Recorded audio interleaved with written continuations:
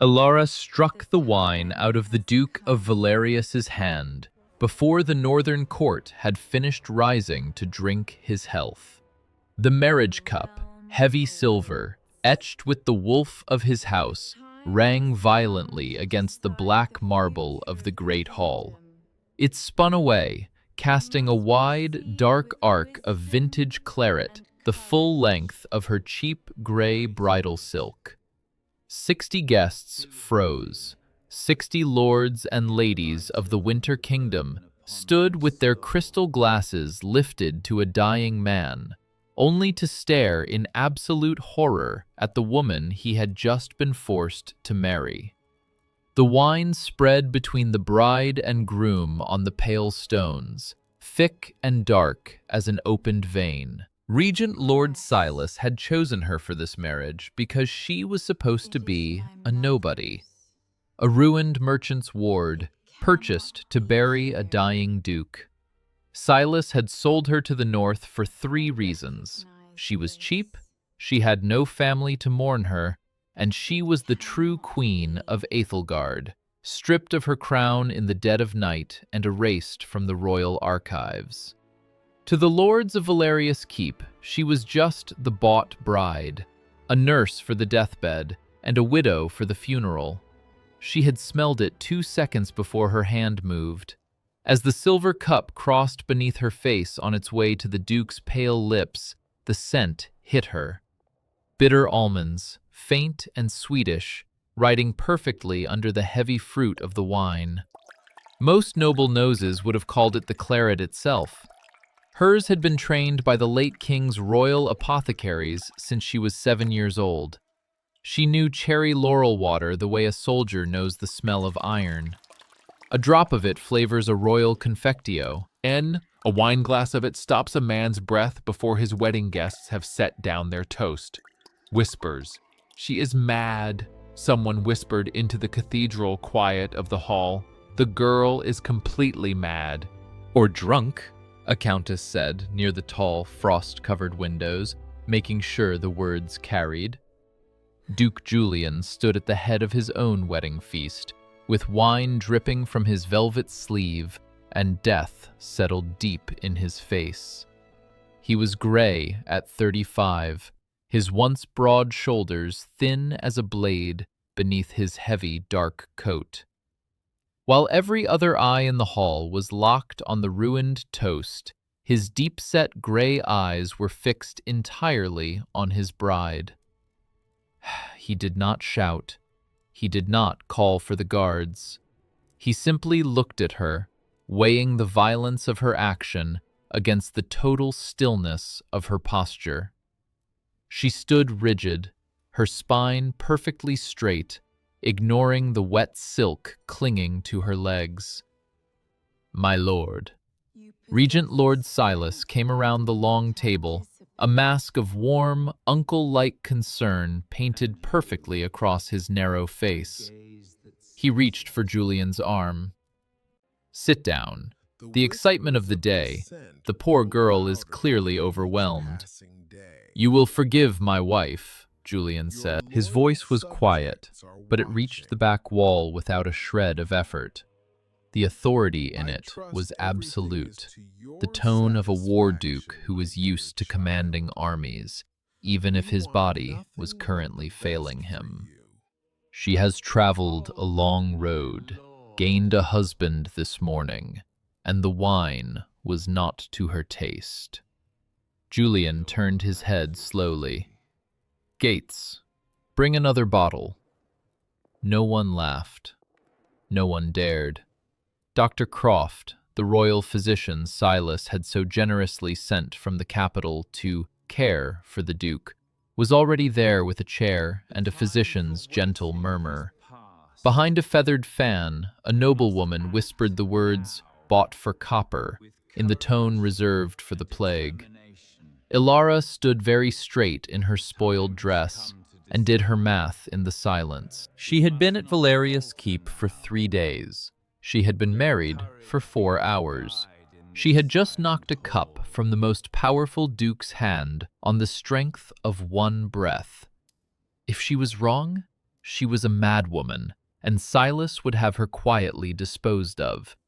If she was right, someone in this bright, glittering room had planned to bury the Duke by the harvest moon, and would now need her explained away. Being right was infinitely more dangerous. By nightfall, half the Northern Territory had heard that the new Duchess of Valerius threw wine at her husband before the toast could be drunk. The whispers called her feral, ungrateful, a peasant playing at nobility. By morning, on the freezing stone terrace where the claret had dried between the cracks, the northern wasps that had come to feed on the sweet wine lay scattered like spent shot, dead, every single one of them. No one in the castle thought to look. Elara looked. She walked out in the biting dawn wind, knelt on the frost, and counted them. 11 wasps. She folded them carefully into a linen handkerchief and laid them at the very bottom of her wooden trunk, right beside the silver royal hairpin she kept hidden in the lining of her cloak. They locked her in her chambers on the first night. For her own comfort, Gates the butler had said, though he had the decency to look deeply ashamed as he turned the key. It was Mrs. Bracken, the head housekeeper, who brought the breakfast tray herself. She set it on the table and stood taking Elara's measure, top to toe, missing absolutely nothing. "I keep this house," Mrs. Bracken said. She was a broad, iron-haired woman whose forearms had wrung 40 years of castle laundry. "I carried his grace on my hip before I kept anything. You'll get no cruelty from me, girl, and no welcome either, until I know what Exactly you are. There's a whole court downstairs saying you tried to murder that man at his own table." Elara looked at the old woman. She did not flinch, and she did not lower her chin. "If I had wanted him dead," Elara said, her voice smooth and devoid of any panic, "I had only to let him drink." Mrs. Bracken considered that sentence in total silence for a long, heavy moment. She looked at the rigid line of Elara's shoulders, the aristocratic calm in her eyes that did not belong to a purchased bride. "Eat your eggs," Mrs. Bracken said at last. She turned and left the room. But she left the heavy oak door unlocked behind her, which, in the silent language of old housekeepers, was a full declaration of a truce. Elara did not touch the food. She sat by the frost-covered window, her fingers lightly tracing the silver hairpin hidden in her pocket. Silas wanted Julian dead, so the northern army would fall into the regent's hands. He wanted Elara married off to a corpse, so she would be powerless and trapped in the frozen wastes forever. They had taken her crown, they had erased her name, but they had made one fatal mistake. They had sent her to the only man in the kingdom with an army strong enough to take it all back. She just had to keep him alive long enough to prove it. The Duke of Valerius came to her chambers at 4 in the morning. He came alone, walking on his own feet, without the heavy oak cane he had leaned on during the ceremony. Elara, who had spent 10 years learning the anatomy of power in the capital, recognized the walk for exactly what it was: an immense, punishing expenditure of energy. Determined. He was in agony, but he would not let a servant support him when he faced the woman who had shamed him. He pushed the heavy door open and stopped. He had clearly expected to find a hysterical girl weeping in the dark over her ruined marriage. Instead, Elara was fully dressed in her simple travel clothes, sitting upright in the high-backed chair by the window. Her hands were folded perfectly in her lap. A single beeswax candle burned on the table between them. "You may sit, Your Grace," Elara said. Her voice was steady, betraying neither fear nor deference. Julian looked at her for a steady beat, an assessment passing through his deep-set gray eyes. It was incredibly rare for anyone in this castle to tell him what to do, rarer still that he obeyed. He crossed the room and took the chair opposite hers. "My uncle, the Regent, believes our marriage should be set aside," Julian said without preamble. His voice was a rasp of cold ash. "He has Dr. Croft's professional opinion that you are disturbed in your senses. He has already drafted the papers." "Oh, I know the union. I am asked to sign them?" "And instead you are here." "Instead I am here." He leaned back slowly, the shadows of the room hollowing his cheekbones. "Why did you marry me, madam? I was told a merchant's ruined ward would be endlessly grateful for the charity of a dukedom. Since you threw my wedding wine across the floor, I have wondered what the word charity was made to cover." "Your uncle seized the estate that sheltered me," Elara said, the lie tasting metallic on her tongue. It was close enough to the truth. Silas had seized her entire kingdom. "He offered me a choice between a husband in the frozen north and a cell in the dark. I chose the husband. I would choose him again this morning, so you may spare us both your aristocratic pity." Julian watched her. The silence in the room stretched, thick and heavy. "I never pity anyone with a straight spine," the Duke said quietly. "It seems a waste of the material. You are owed to." He same honesty. "I agreed to this match because a dying man's wife should be a perfect stranger." Sighs. "A stranger's grief costs her nothing. I had no wish to be mourned by anyone who would actually mean it." The castle ticked around them, the stones settling against the winter wind. "Then hear a stranger's opinion, freely given," Elara said, leaning forward just an inch. "You are not cursed, Your Grace. You are being poisoned. Yesterday it was cherry laurel water in the marriage cup. I know the smell the way a soldier knows gunpowder. And I think there has been something else, slower, for a great deal longer. Wasting men do not need finishing. Someone grew impatient of you yesterday." For 3 full seconds, she thought he had truly heard her. Then he said, gently, and the gentleness was the cruelest part, "My father died of this exact same wasting at 45. The northern lords call it a blood curse. My physician calls it a constitutional decline. The result is indifferent to the name. You have lost your home to ruin and gained a dying man by purchase, all inside a month. Grief looks for a villain, madam. I know. I spent a year looking for one." Elara did not argue. Somber. She had grown up watching the High Court. She knew you could never sell a truth to a man who had already bought his own lie. "Then give me something smaller," she said, her voice flattened into a pure, business-like calm. "The old still room below the east stair.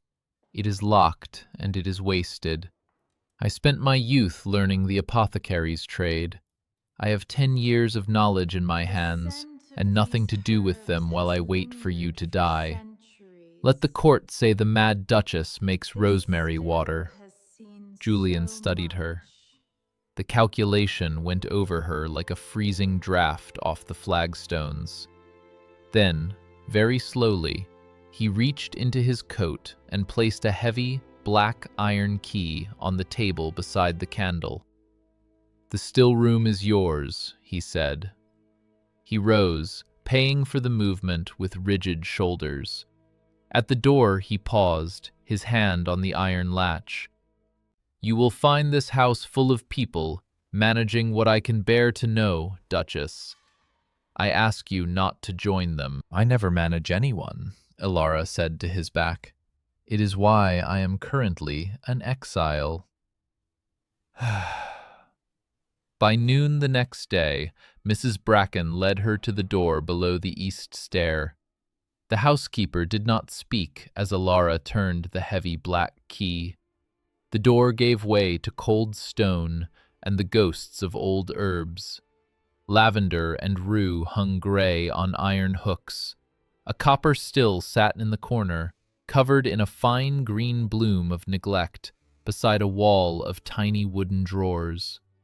No one had crossed this sill in years. Alone, Elara did not waste a moment. She unlocked her wooden trunk and carefully unwrapped her brass scales, the royal scales, smuggled out of the capital beneath her clothes. She set them on the heavy oak bench. She allowed herself 1 single minute to touch the cool brass and remember the crown that had been torn from her head. 1 minute.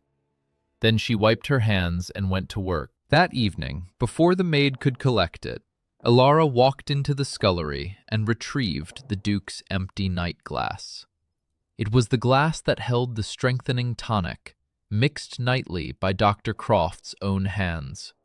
She carried it down to the still room, locking the door behind her. Under the dim light of a single candle, she held the glass up. A thick, dark residue clung to the bottom. Elara wet the tip of her little finger, touched it to the dregs, and placed it against her tongue. Just 1 grain's worth. She stood absolutely still in the dark room. Sweet. It was sugar sweet, hiding perfectly under the bitter show of medicinal gentian.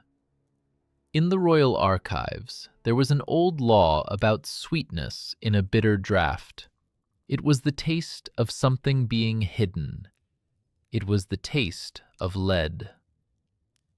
Dr. Aldous Croft paid his visit to the still room on the second morning, filling the narrow doorway with expensive dark broadcloth and perfect, polished benevolence. "A pretty hobby, Duchess," the physician said. He stepped into the cold stone room, his eyes sweeping over the brass scales, the dried herbs, and the neat leather-bound daybook open on the oak bench. He reached out and turned a glass jar of dried feverfew into the light, setting it down exactly half an inch out of its proper place. Elara did not look up from her mortar. She ground the rosemary with slow, deliberate pressure.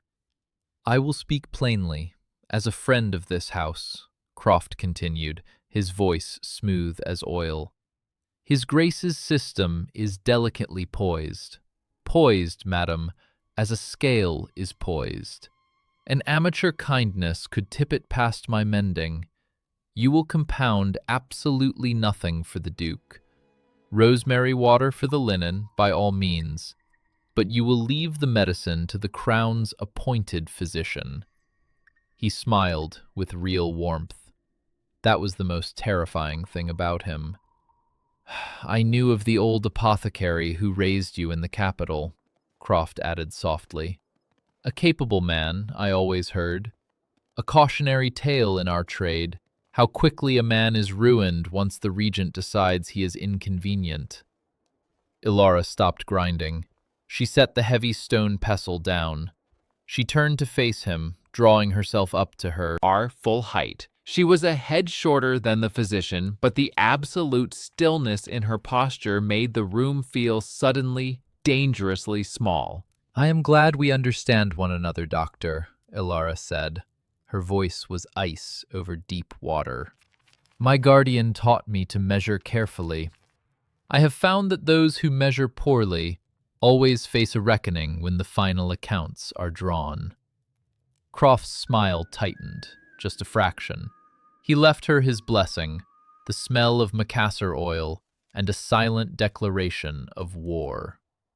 Elara waited until his footsteps faded up the east stair. Then she dipped her pen in brown ink and wrote 2 words in her daybook, right beneath the entry for the Duke's night glass residue. Saccharum Saturni. Sugar of lead. A poison that mimics a wasting disease, shutting down the nerves and organs slowly over months, leaving the victim in agony, while the court attributes it to a natural decline. A scream shattered the quiet of the morning. It came from the kitchens, high and thin and frantic. Elara dropped her pen and moved. She reached the lower scullery before Mrs. Bracken did. The hall boy, a child of no more than 11, had slipped on the wet flagstones while carrying a massive copper of boiling wash water. The water had caught him from wrist to elbow.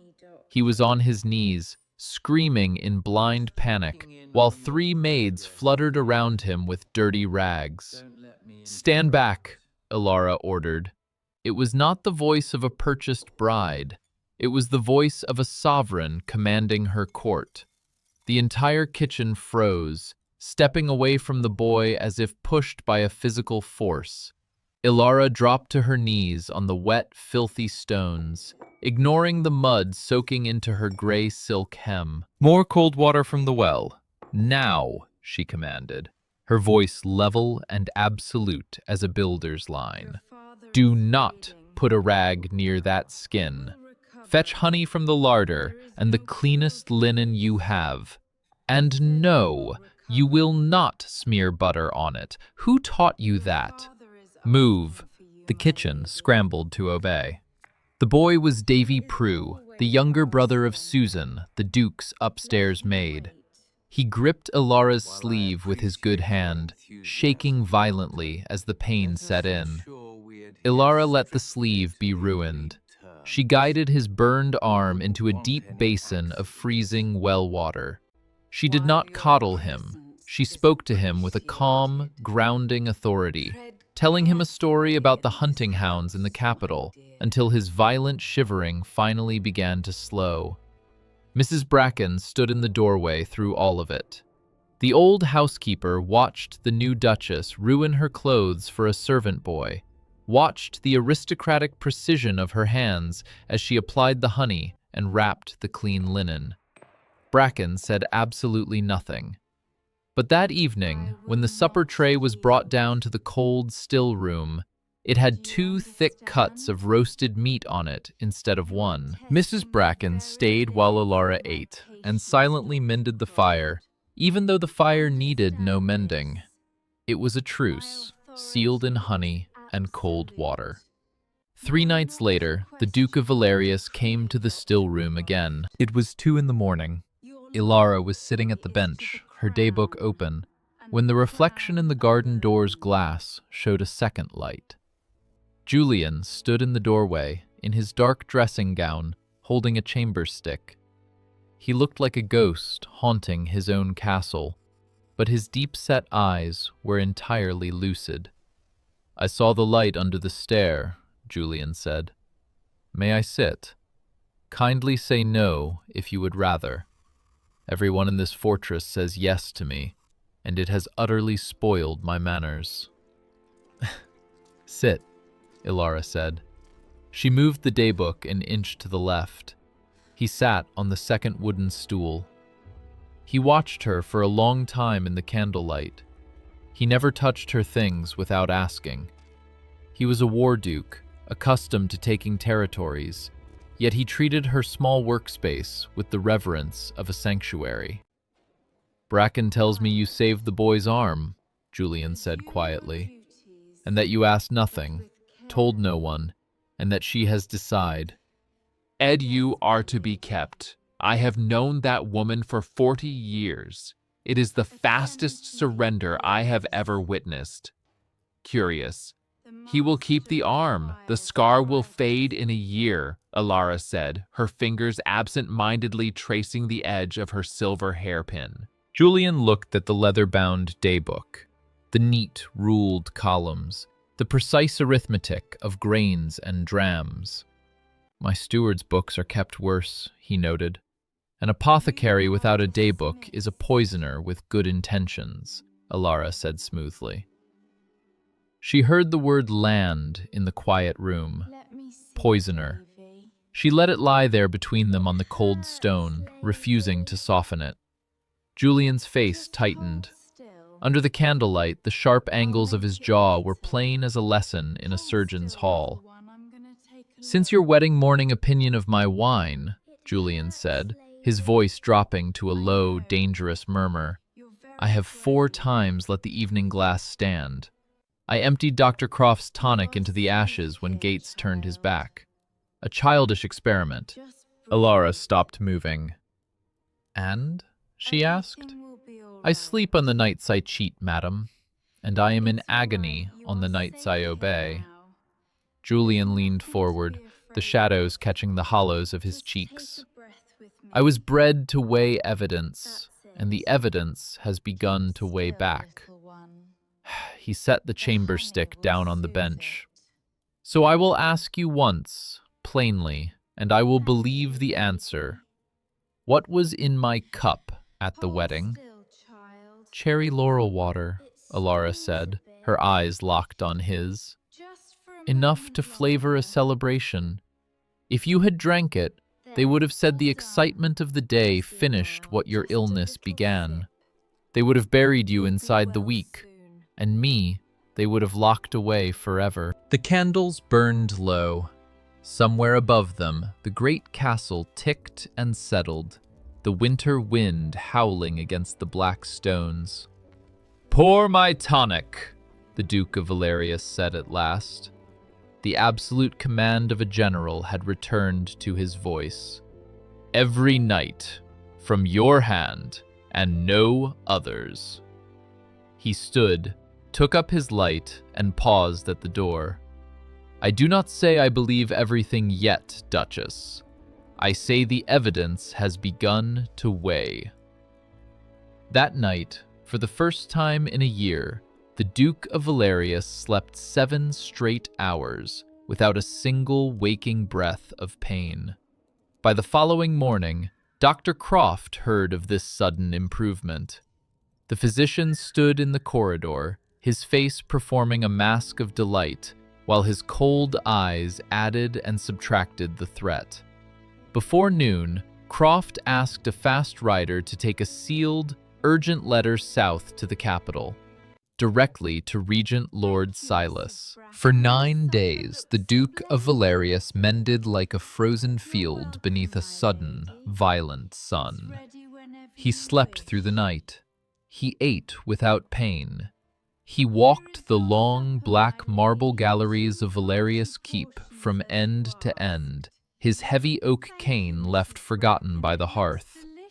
The gray pallor retreated from his jaw, revealing the sharp, commanding features of the war duke who had once held the northern borders.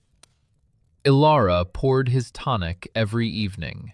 She measured out gentian, iron, and clean water on her father's brass scales, pouring Dr. Croft's dark, sugar-sweetened bottle straight into the still-room ashes. On the 10th day, the iron gates of the castle shrieked open. A heavy carriage, bearing the royal crest of the capital, rolled into the snowy courtyard. Regent Lord Silas had arrived. He stepped down into the biting northern wind, wrapped in a cloak of embroidered silk and sable, looking every inch the benevolent and ruler.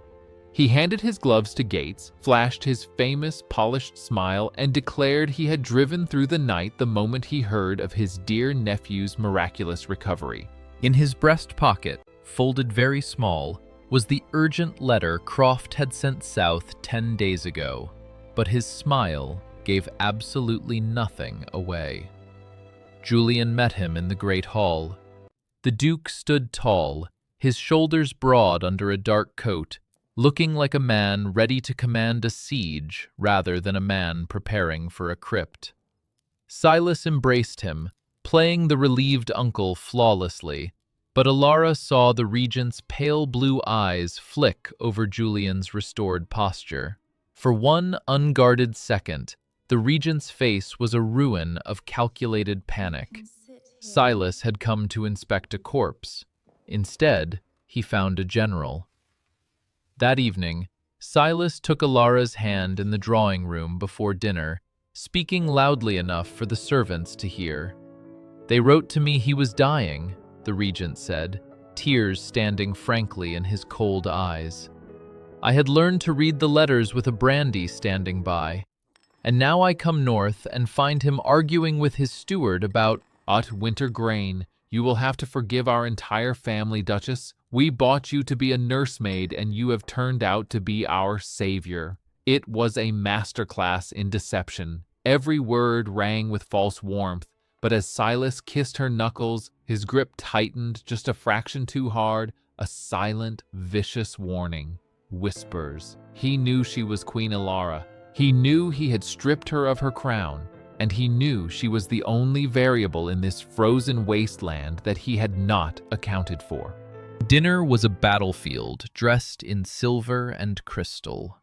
4 people sat at the long table, Julian at the head, Elara at the foot, with Silas and Dr. Croft facing each other across the candelabra. The conversation was perfectly polite and absolutely lethal. Dr. Croft praised the Duke's color. He praised the Duchess's attentive nursing. And then, with the tenderness of a man tucking a child into bed, the physician laid his trap. And yet, I must confess to the Regent what I hardly dare confess at this table, Croft said, turning his wineglass by the stem. He looked deeply sorrowful. In 40 years of royal practice, I have seen this sudden burst of health in wasting cases before. It is the Constitution's last grand effort, the flare of the candle before the dark. I pray nightly to be wrong, Lord Silas. He paused, letting the silence hang heavy over the roasted meat.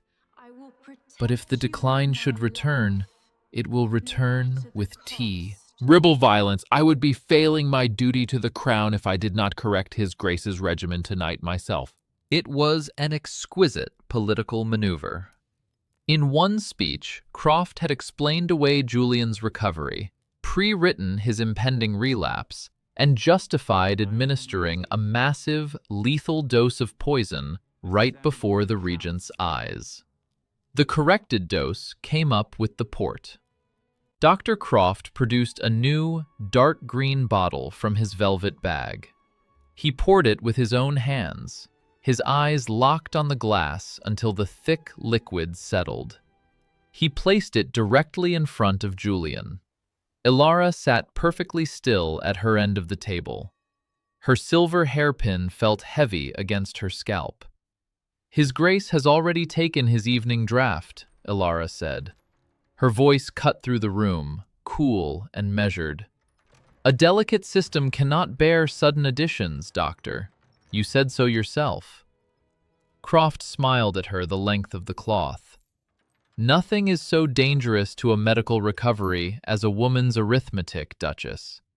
His Grace requires the heavy hand of science tonight." Silas leaned back in his chair, his hooded eyes fixed entirely on Julian. "Drink, Julian," the Regent said softly. "The good doctor has traveled a long way to ensure your comfort.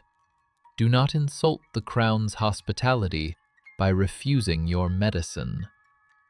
It was a direct order from the throne. If Julian refused, Silas would have the political leverage to declare him unfit, mentally compromised by his illness, and seize command of the Northern Army immediately. Worse, he would have Elara arrested on the spot for interfering with a royal mandate. Julian knew it. Elara knew it. Julian looked down the long table at his wife. For a single stretched second, a complete conversation passed between them without a single word. He was telling her to hold her ground. He was telling her to stay alive. Under the table, Elara's fingernails dug into her palms so hard they broke the skin, leaving 4 small crescent moons of blood. She kept her face an absolute. Aristocratic blank. She did not beg. She did not scream. Julian picked up the glass. Courteous to the bone, unwilling to surrender his wife to the Regent's guards, the War Duke raised the dark liquid to his lips. He drank the poison to the very last drop. By midnight, the great stones of Valerius' keep were awake. The pain took the Duke the old, wire-hot way, doubled hard around his ribs. His pulse ran thin and frantic under the skin, and cold sweat stood on his pale forehead. Dr. Croft was in the bedchamber before Elara, his sleeves rolled back, calling sharply for brandy and his medical bag. He looked sorrowful, unsurprised, and utterly in command. Regent Lord Silas stood near the roaring hearth, shaking his head with the heavy grief of an uncle watching his bloodline fail. Elara stood in the doorway. She did not wear the panic of a young bride. She wore the absolute, freezing stillness of a sovereign. "Get out of my husband's room," Elara said. Her voice was not loud, but it cut through the frantic energy of the chamber like a drawn blade. Dr. Croft did not even look up from his velvet bag. "The Duchess is naturally distressed. Lord Silas, perhaps it would be best if someone escorted her." "You will not touch him," Elara said, stepping fully into the room. "Salts of Epsom, warm water, and laudanum for the pain. That is what he needs to purge the poison you poured down his throat. I will measure it, and I will give it to him. You will step away from that bed." Silas turned from the fire, his blue eyes narrowing into slits. The mask of the grieving uncle slipped, revealing the ruthless regent beneath. "You forget yourself, little girl," Silas said, his voice dropping to a dangerous, silken threat. "You are a merchant's ward. This is the crown's physician. If you interfere with his grace's treatment, I will have the guards drag you to the dungeons for treason." "Try it," a rough voice said from the corridor. It was Mrs. Bracken. The old housekeeper stood in the doorway, holding a heavy iron candelabra. Behind her stood Gates, the butler, and two broad-shouldered footmen of the Northern Army, who had watched Elara save the hallboy's arm just days before. They owed the regent nothing. They owed the crown nothing. They were of the North, and they had watched their duke sleep soundly for 9 nights under the care of this quiet, iron-spined woman. "I watched his grace die by inches for a whole year under all your expensive bottles, doctor," Mrs. Bracken said, stepping into the room and folding her thick arms. "She gave him back to us in 9 days. You will not put her out of this room while I stand in this door. And I have stood in this door since before you learned to read." Silas calculated the odds in a fraction of a second. He was the regent, but he was deep in Vale, Rius territory. If he ordered his personal guards to draw swords against the Duke's own household, the northern lords would view it as an act of war. He needed Julian to die of a wasting disease, not a blade. Silas gave Croft a fractional nod. Croft closed his bag, bowed with terrible, unhurried leisure, and walked out. Silas followed, his silk cloak sweeping the floor. "You are making a grave mistake, Duchess," the regent whispered as he passed her. "I am correcting yours," Elara replied, without looking at him. Once the door locked behind them, she fought for the Duke's life. She did not leave the room for 3 days and 3 nights. She measured laudanum on her brass scales, while Mrs. Bracken held the light. She administered salts and warm water to purge the heavy metals from his blood. She wiped the cold sweat from his face and held his hand through the worst of the violent tremors. She slept only in the chair beside his bed, one hand always resting on his wrist, counting his pulse in the dark. On the first dawn, before exhaustion could cloud her mind, she called Mrs. Bracken to the corner of the room. "I need a promise," Elara said, her voice stripped down to a harsh whisper. "The glass he drank from at dinner, the green bottle Croft poured from. Go down to the dining hall before the scullery maids wake. Seal them, wax over cork and stopper, with Gates to witness the exact hour. Lock them in the vault. Mrs. Bracken looked at the Duchess, seeing the cold, terrifying shape of the truth. "I'll get the wax," the housekeeper said, and vanished. On the third morning, the winter sun broke through the frost on the high windows. Julian's pulse came up under Elara's fingers, steadying like a man finally breaking the surface of a deep, black lake. He opened his eyes. He found her sitting in the chair, her gray dress rumpled, her auburn hair falling loose from its pins. Her face was pale with exhaustion, but her eyes were alert, watching him with the fierce, protective calculation of a guardian. "You are still here, Duchess," Julian whispered. His voice was a thread of ash, but the dryness of his humor remained. "How very unfashionable of you." Elara let out a breath she felt she had been holding for 3 days. She poured a small cup of clean water and lifted it to his lips. He drank, his eyes never leaving her face. "They tried to finish it," Julian said quietly, the memory of the dining room coming back to him. "Dr. Croft brought a corrected dose," Elara said, setting the cup down. "The Regent ordered you to take it. You drank it to keep them from arresting me." "I drank it because I am done being managed," Julian said. He turned his head to look at the ceiling of his ancestral keep. The reality of it settled into his bones, heavy and cold. It was not a curse. It was not a natural decline. It was murder, orchestrated by his own uncle, the man who had taught him how to ride. Silas had sent him a bride to act as a scapegoat, expecting the Duke to die quietly in the dark. But Silas had underestimated the bride, and he had underestimated the Duke. Julian slowly pushed himself up against the pillows. He was weak, his muscles trembling from the purge, but the gray resignation that had clouded his eyes for a year was entirely gone. In its place was the cold, terrifying clarity of a war duke who had just realized his borders had been breached. He looked at the brass scales resting on the bedside table. He looked at the silver royal hairpin Elara was absently turning between her fingers. "They believe shame is where a purchased bride is weakest," Julian said, his voice hardening into iron. "They believe a dying man will simply close his eyes and accept the dark." "They are waiting for you to die so they can hang me for it," Elara agreed, her voice perfectly level. Julian reached out and took her hand. His grip was weak, but the intent behind it was absolute. "Then we will not die in the dark, my queen," the Duke of Valerius said, using the title that had been stripped from her. He had seen the royal marks on her scales. He had done his own arithmetic. "We will drag them into the light.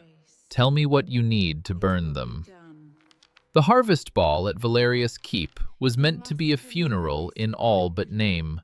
Under the massive crystal chandeliers of the Great Hall, the elite of the Winter Kingdom gathered in heavy silks and dark velvets. The black marble floors reflected the candlelight, but the atmosphere in the room was as freezing as the wind battering the high glass windows. Regent Lord Silas held court near the roaring hearth, looking magnificent and utterly sorrowful. For 10 days, Silas had carefully managed the narrative of the castle. He had whispered to the dukes, the earls, and the magistrates. He painted a tragic picture of a dying war duke clinging to his last days, deliberately poisoned by the desperate, low-born ward he had been forced to marry. Silas had laid the groundwork flawlessly. The northern lords were angry, suspicious, and ready to hang a commoner to avenge their commander. At the stroke of 10, Silas raised a single gloved hand. The musicians stopped playing. The sudden silence in the hall was deafening. The nobility turned toward the regent, their glasses suspended in the air. "My lords and ladies of the north," Silas began, his voice echoing perfectly off the vaulted stone ceiling, I had hoped tonight would be a celebration of the harvest, a night of joy for my beloved nephew, the Duke. But I come before you with a broken heart." A murmur rippled through the crowd. Dr. Croft stood dutifully at the Regent's right hand, his face a mask of solemn medical grief. "Dr. Croft has come to me with a terrible discovery," Silas continued, pitching his voice to carry the exact weight of a reluctant judge. "For a year we believed the Duke's decline was natural, but it seems his new bride, a woman with no name and no standing, brought more than her debts to this fortress. The doctor has found irregularities in the Duke's medicine, lethal irregularities." The hall erupted in outraged whispers. Fans snapped shut. Men placed their hands on the hilts of their ceremonial swords. "I ask the Lord Magistrate of the North to join me in the library," Silas said, looking toward a stern, gray-haired lord in the front row. "This is a painful family matter. We will conduct a quiet inquiry, away from the music, and secure the Duchess for her own." "No!" The word struck the room like a physical blow. At the top of the grand staircase, the heavy oak doors had swung open without a sound. Duke Julian of Valerius stood at the landing. He was not in a wheelchair. He was not leaning on a cane. He was dressed in the stark, terrifying black velvet of the Northern Commander, the silver wolf of his house gleaming on his breast. The gray shadow of death had been purged from his face, leaving only the hard, unforgiving angles of a man preparing for war. And standing beside him, her hand resting lightly on his arm, was Elara. She was no longer wearing the cheap, gray bridal silk of a purchased ward. She wore a state gown of deep velvet crimson, the color of royal authority. Her auburn hair was swept up, held in place by a single, striking silver hairpin. She looked down at the silent, gaping court with the absolute, unblinking calm of an apex predator. Slowly, deliberately, the Duke and his Duchess descended the marble stairs. The crowd parted for them, stepping back as if pushed by a physical wave. Gay of heat.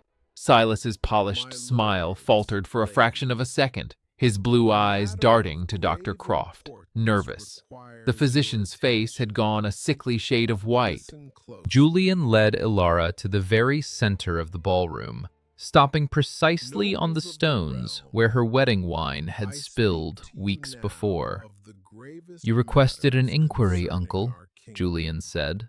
His voice was not a shout, but it commanded the vast room effortlessly.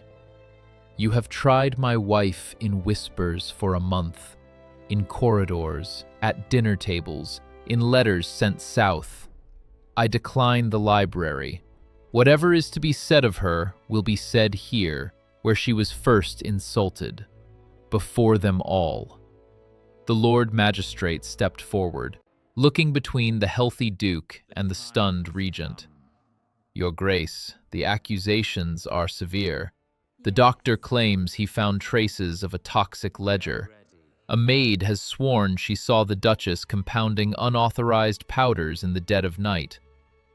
"Let the doctor speak, then," Elara said. She turned to face Croft. She did not raise her chin or puff her chest. She simply looked at him, and the pure, aristocratic weight of her stare made the physician take half a step backward. Croft cleared his throat, desperately clinging to his 40 years of authority. "My lords, I speak only for the science of medicine. The Duke suffered a violent collapse 3 nights ago. I found a residue in his night glass that had no business being there, and yesterday a search of the Duchess's chambers revealed a bottle of saccharum saturni, sugar of lead, hidden in her trunk." The hall gasped. Sugar of lead was a coward's weapon, a slow, agonizing killer.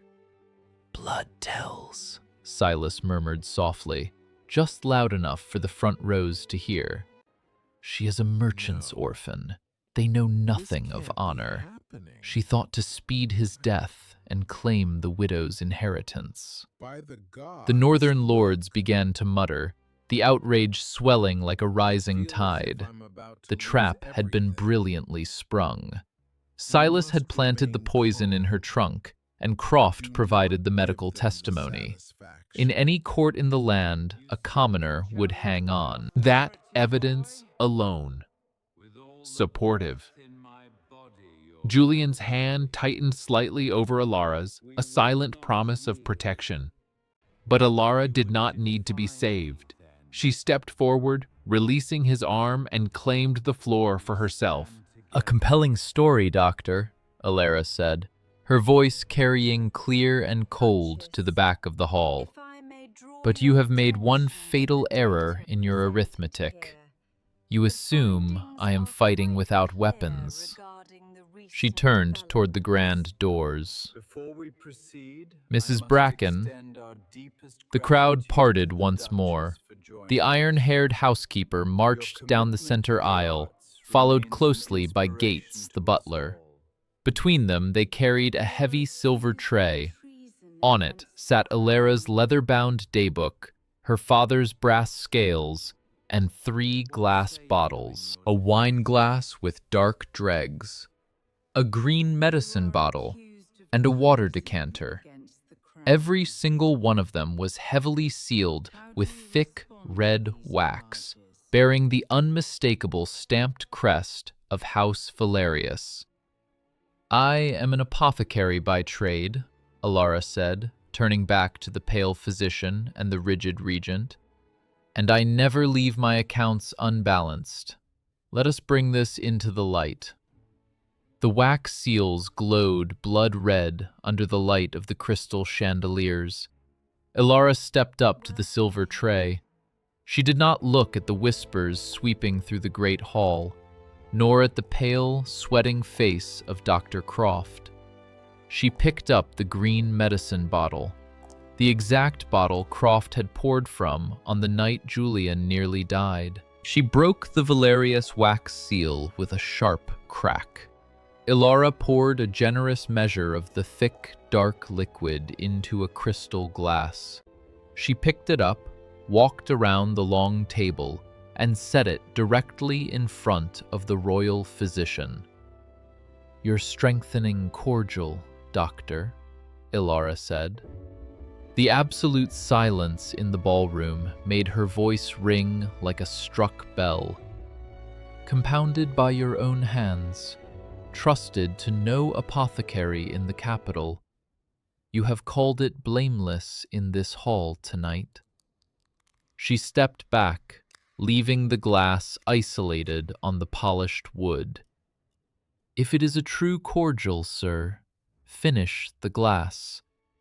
The pause that followed had the entire Winter Kingdom trapped inside it. Dr. Aldous Croft looked at the small glass of his own medicine. He did not move a single muscle. Every lord, lady, and servant in that massive hall watched him stand frozen, his hands beginning to tremble against his dark, broadcloth coat. "I will not perform parlor tricks," Croft choked out at last, his voice completely stripped of its usual smooth authority. "Not for a tradesman's daughter." "Then the trade will perform for itself," Elara replied. She turned back to her wooden case and withdrew a small, clear, dropping bottle. "Liver of sulfur in solution," Elara announced, holding it up to the candlelight. "The oldest royal wine test in the archives. It lies for no one. Wine that is honest keeps its color. Wine that has been sweetened with lead turns black instantly, as the poison is drawn out of hiding." Sir Henry, the Lord Magistrate, stepped closer to the table, his eyes fixed on the bottles. Elara poured a glass of honest claret from the supper board. She dropped 3 drops of the solution into the wine. Nothing happened. A faint cloud bloomed, but the red remained a pure, brilliant red.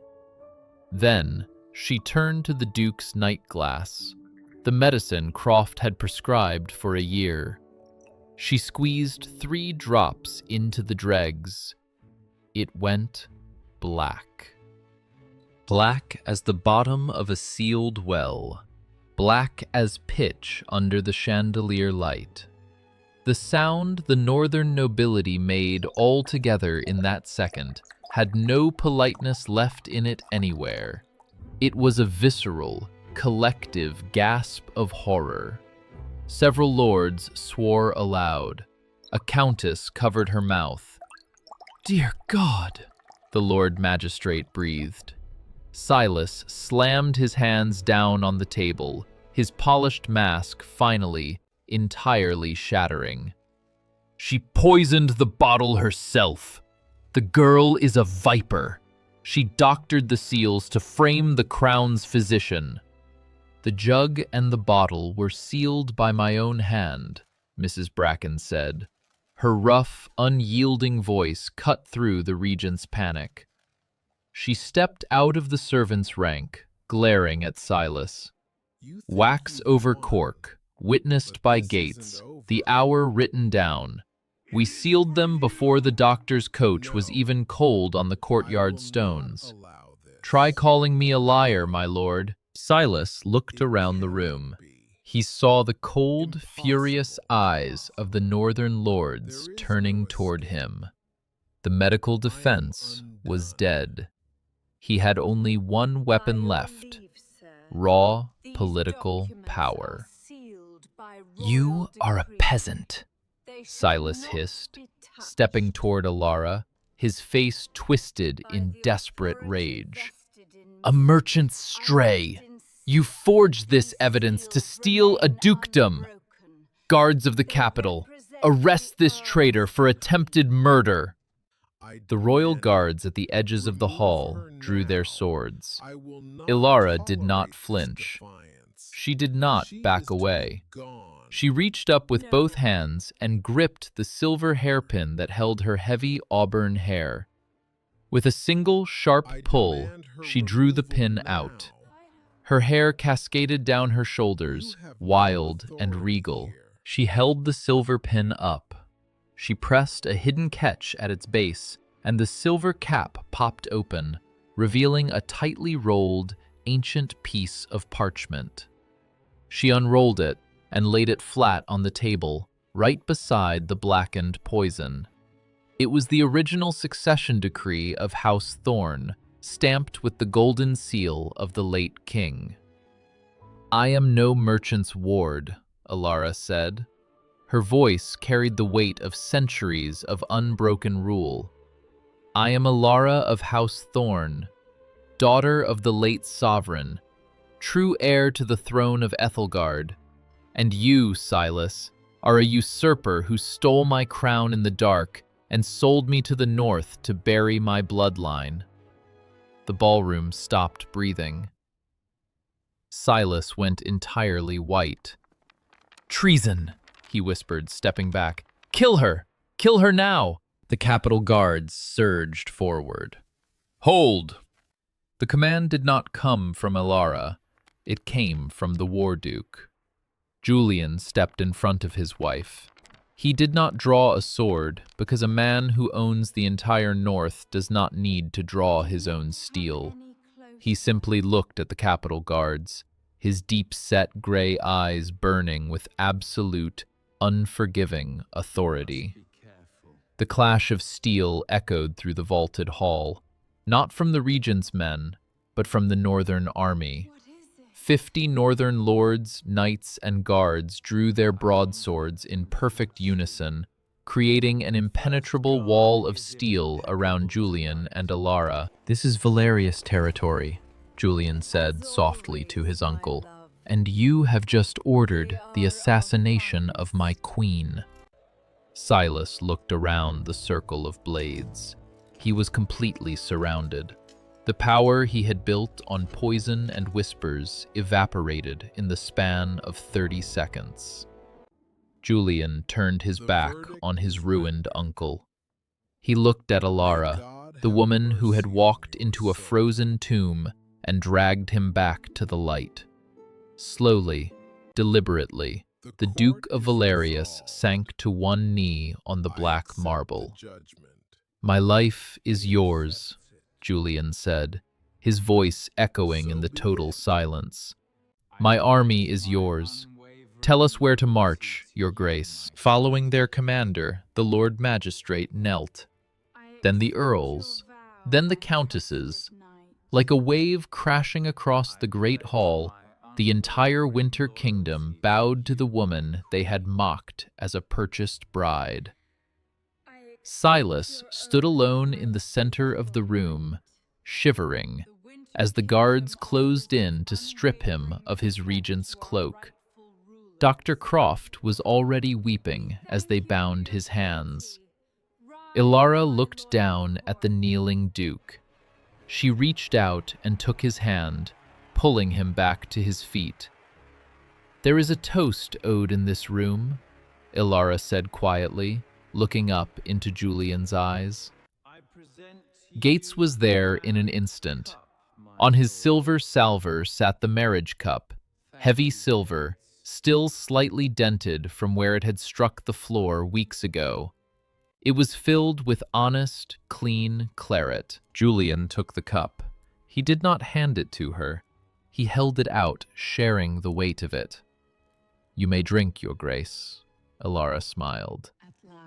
And as the Duke and Duchess of Valerius drank their wedding wine at last, the great hall erupted into a deafening cheer that shook the very foundations of the North. Love had not come before justice. It had been forged inside it, and the crown that had been stolen in the dark was finally restored in the light.